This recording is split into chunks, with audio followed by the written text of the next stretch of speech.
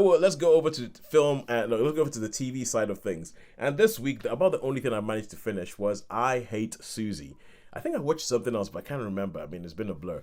And I Hate Suzie. I'm not sure if any of you have seen this. This has been out a couple of years. And the only reason I watched this is because I heard that there's a sequel coming out. And I was like, well, if there's a sequel coming out, the first one must have been good. And it stars Billie Piper, who, after being a pop princess in the... what would it have been? It would have been the late 90s, early 90s. Yeah, it would have been late 90s that she would have been a pop princess.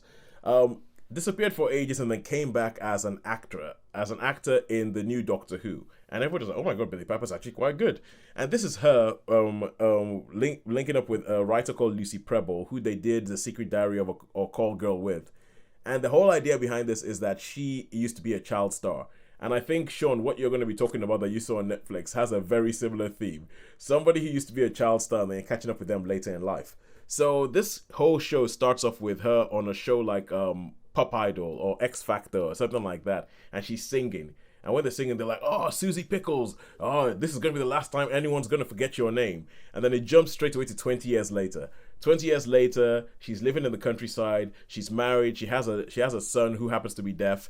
And she's on the phone with somebody in the middle of a field. And she's like, oh, I got the Disney job. So you find out that she became famous when she was young. Was a really, really big star. And then since then, she's sort of gone into acting. And she's had like bit parts here and there. But it isn't like she's the biggest star in the world.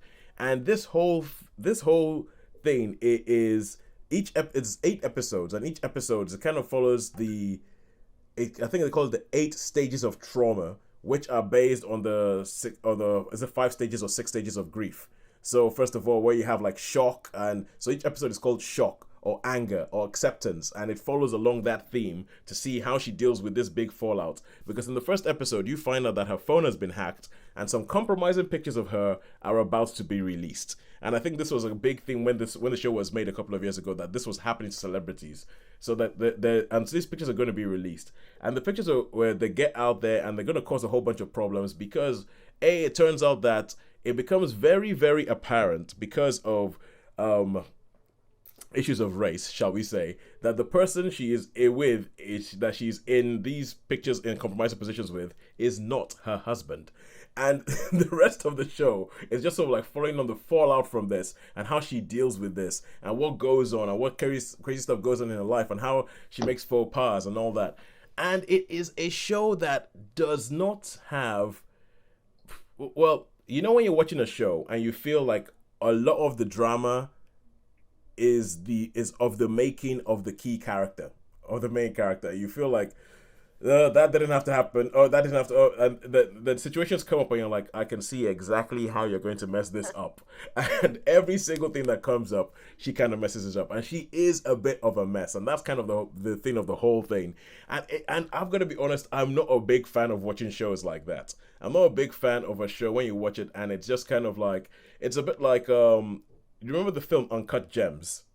Yeah, I remember that film. Yeah, with Adam Sandler and Adam Sandler, yeah. And the fact is that every single thing that happens in that film, you're like, it is his own fault. It is his own stupid fault.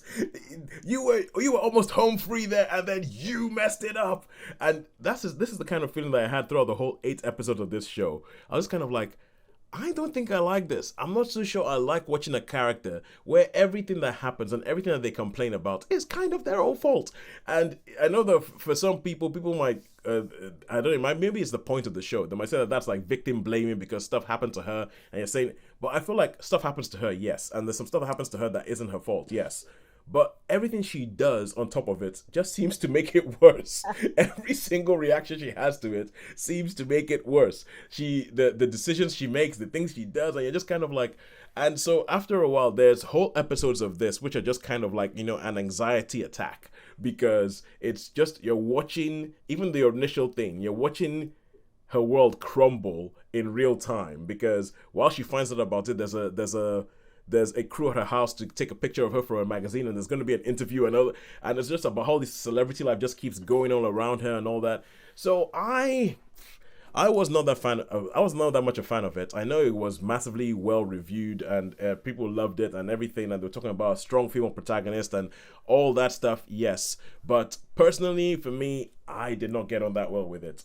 I think at the most I can give it is a 3 out of 5. I think Billy Piper is really, really good in it. I think she has a really, really good uh, um good performance. Although for me, the standout is, oh god, what's her name? I know her last name is Farzad, who plays her best friend and manager. And I think that she is. I will find her name before the end of this show and let you know. But I think that she is the standout of it, and she's the one I want to see more of her. I want to see more of that character. I want to see more of that actor. So I would give I Hate Suzie 3 stars out of 5. Only watch it if you like watching somebody really, really make bad decisions, and if your idea of entertainment is watching anxiety unfold in real time in front of you, go, that's what I would say.